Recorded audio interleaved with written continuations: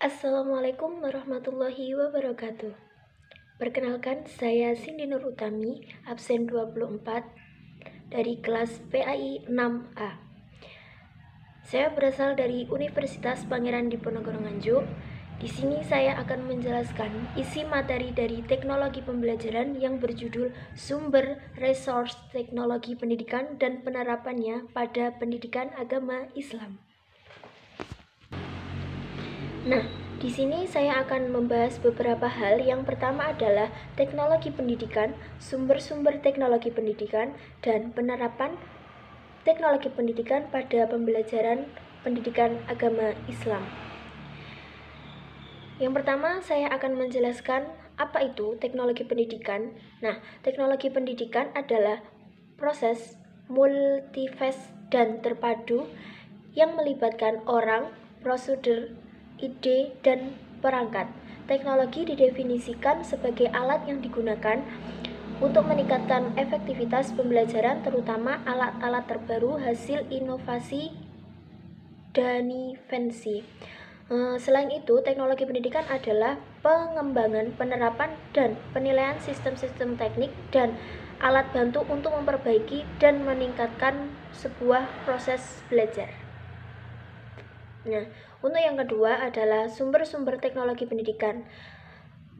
Munculnya sumber daya pendidikan setelah papan tulis dan buku dan evolusi dan sesuai dari bidang studi yang berhubungan dengan penerapan teknologi yang muncul untuk instruksi kemudian dapat dilihat sebagai katalis untuk pembentukan teknologi pendidikan sebagai bidang.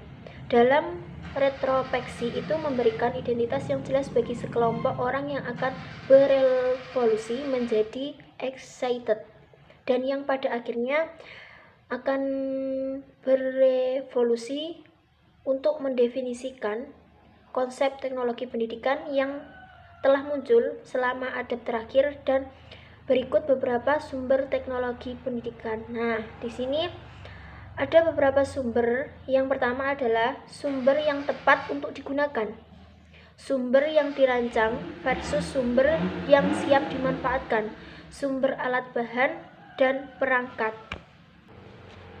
Nah, di sini saya akan menjelaskan beberapa hal tadi. Yang pertama kan sumber yang tepat digunakan. Nah, yang saya maksud di sini adalah sumber yang tepat digunakan adalah sebuah belajar yang relevan, efektif, dan efisien sesuai dengan tujuan pembelajaran, karakteristik peserta didik, dan kondisi lingkungan belajar.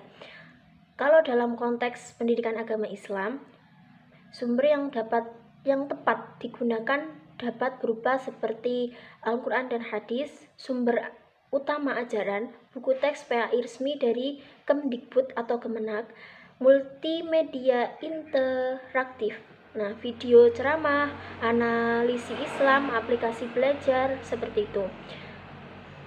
Untuk yang kedua adalah sumber yang dirancang atau sumber yang siap dimanfaatkan.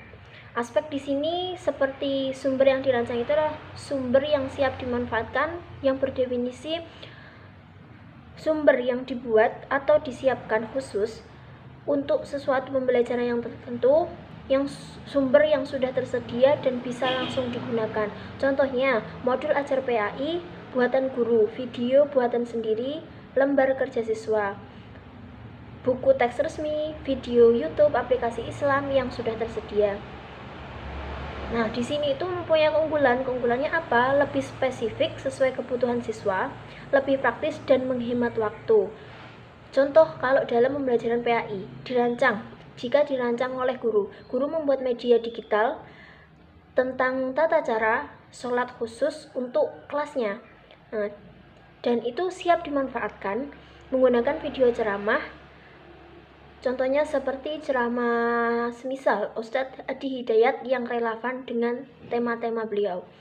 Untuk yang ketiga, sumber alat bahan dan perangkat. Nah, di sini alat yang saya maksud adalah perangkat keras atau media yang digunakan untuk menyampaikan materi. Contoh proyektor, komputer, LCD, papan tulis digital. Nah, di sini dapat disimpulkan bahwa sumber belajar harus dipilih secara tepat agar efektif dalam mendukung pencapaian tujuan pembelajaran PAI. Untuk selanjutnya adalah penerapan teknologi pendidikan pada pendidikan agama Islam. Teknologi pendidikan perlu dipikirkan dan dibahas terus-menerus karena adanya kebutuhan nyata dan mendukung pertumbuhan dan perkembangannya, yaitu yang satu, tekad mengadakan perluasan dan pemerataan kesempatan belajar, dan yang kedua, keharusan meningkatkan mutu pendidikan berupa penyempurnaan kurikulum menjadikan berbagai sarana pembelajaran. Yang ketiga, penyempurnaan sistem pendidikan dengan penelitian dan membangun. Nah, di sini teknologi pendidikan secara konseptual didefinisikan sebagai teori dan praktik dalam desain, pengembangan, pemanfaatan, pengelolaan, penilaian, penelitian, proses sumber, dan sistem untuk.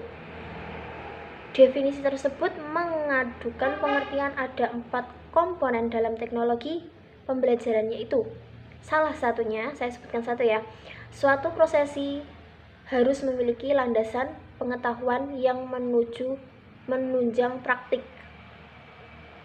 Nah, selanjutnya adalah penerapan teknologi informasi dalam pembelajaran pendidikan agama Islam, antara lain yaitu yang pertama, penggunaan program PowerPoint dalam proses pembelajaran di kelas. Melalui program tersebut, guru tinggal menulis poin-poin penting yang akan disampaikan. Kawasan pengembangan teknologi pendidikan Islam diantaranya adalah melalui kawasan pengembangan berakar pada produksi media. Nah, untuk selanjutnya, pengembangan teknologi pendidikan itu seperti teknologi cetak, teknologi berdasarkan teknologi audiovisual, teknologi terpadu.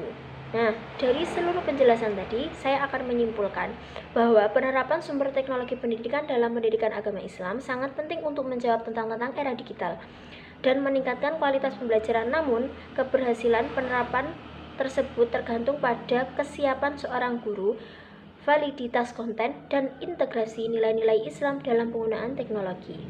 Sekian, terima kasih. Itu adalah penjelasan dari saya. Mungkin ada kurangnya, mohon maaf. Saya akhiri. Assalamualaikum warahmatullahi wabarakatuh.